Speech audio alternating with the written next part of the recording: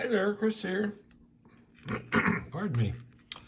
So I've been playing with this little kit, and this thing is brilliant. I mean,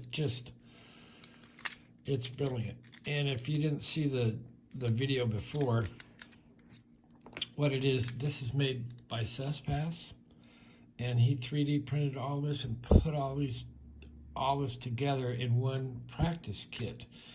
And the really cool thing about it is you get a whole bunch of different spacers, so you can yank out some of the discs and make it easier to pick. You can change the discs. Some of these, like this one, these are hard unless your tool is very, very specialized. You can't get by that, but you can get by that one. So anyway, what I've basically got in here is, I believe, 2 in the back that you tension off of, and 1 up here, or two up here that need to be set. And they still have the false gates in them. I think all of these different discs that you're provided with have false gates. So I'm going to try and pick it, but this is so brilliant, this whole setup. Shove this out of the way a little bit. Now, he also provides you with a 0-bitted key, which is great for turning this thing,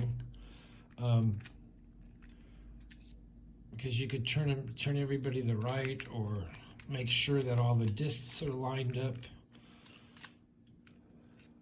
You could take it out. Of course, it's unlocked there. That's a little bit too easy to pick.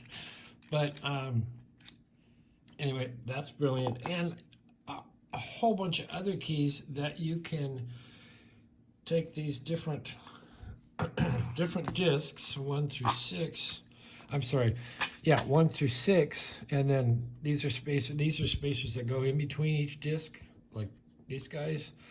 And this is a tall 3D printed spacer that can take the place of discs. Anyway, so what I used to pick is, this is a cheap Chinese Abloy pick.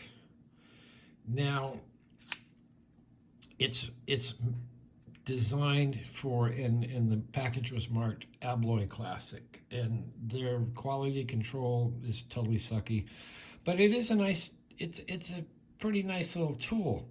But you know what? It didn't fit an Abloy Classic. So what I did is, it was just a little bit too big, so I had to file it all down, maintaining the radius, maintaining it on here, not bend anything, and file all of this down. I probably didn't have to file it all down, but at least this far down, maintaining that size throughout. So it was a really good exercise in in disciplined filing and sanding and all that stuff. So now it does fit an Abloy Classic. I would have returned it, but I contacted the seller in China, and they wanted me to pay for the shipping to send it back, and then they would send me another one, and they couldn't tell me if the other one would fit or not, even though the package is marked Abloy Classic. So anyway, I said, screw that, I'll just modify this one. So that's what I did. So how I use this is, I go in, and one of the things, you want to make sure that you've got all the discs turned, whether you use this or whether you use a deep wrench like this, but you got to get them all lined up.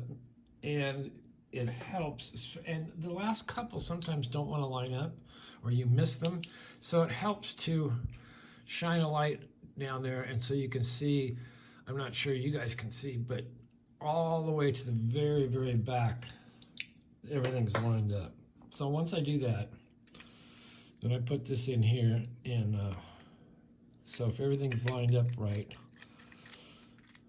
and see, I have a little bit of issue getting all the way to the back. So I'm going to take my blank key again and stick it in there. pull it out very carefully and then shove this all the way in.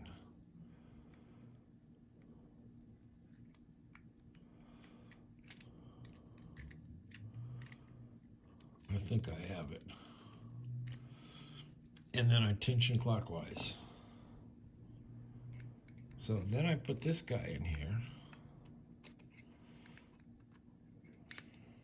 And then I really need to use a vise for this, but so far I haven't. But when I really get into, you know, adding back more discs, I'm going to have to do that. But you want to make sure that you can traverse that whole length there. So I'm going to start in the back, and what I want to, I'm countering, or I'm tensioning clockwise, and I want to pick up the first discs, go through here, and you want to get those, and you can see this index is pretty good. It's not a bad tool, it just didn't fit. So I'm going to go through there, and I believe I'm on that spacer part at this point. And I also release tension a little bit and double check that I'm absolutely straight up and down and sideways with this. Yep, so I went to the back. Where were we? We're about in the middle here somewhere.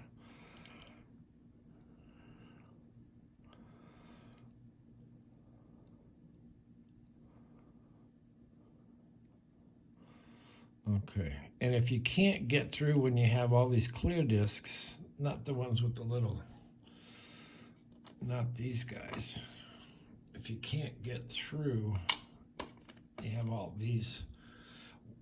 It's generally, you're going to find that you're holding this off a little bit. So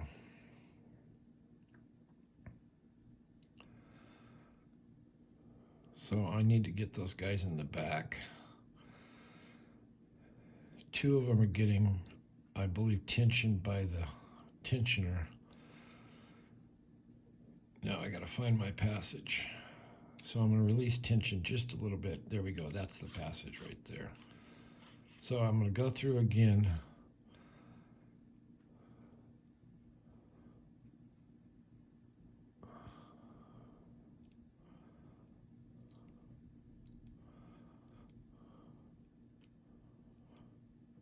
I think I may have set the first time around. Okay. So there we go. We got an open. Now, basically, I'm really only doing, I think, 3 or 4 discs is all. And they're the easiest discs. Although they do have false gates, so you do have to kind of get them in. But this thing is brilliant. Absolutely brilliant. And then you can stick your key back in. And like I say, this is like a 0-bitted. This would be like a 0-bitted key or a 0-bitted lock. When I get a little bit better on the feel, then you can move into one of these guys. And it provides 1, 2, 3, 4, 5, 6, 8, it looks like. So here, okay, you have 2 that are tensioned.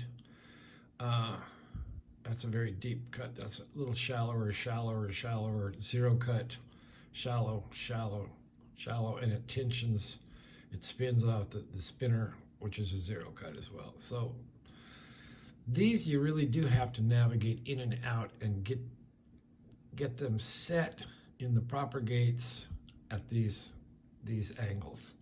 Anyway, like I say, lots to learn, but this is a totally brilliant kit. Anyway, and I don't know, I showed it before, but see, this all comes apart. You can just take everything out, pull out your stack, put it in whatever, stack it up however you want. Anyway, thanks for watching. If you have questions or comments, leave them in the comment section. And thank you to all my subscribers, new and old.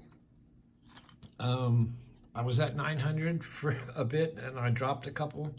That happens, but I'm sure I'll be back up to 900 very soon. Anyway, we will see you next time.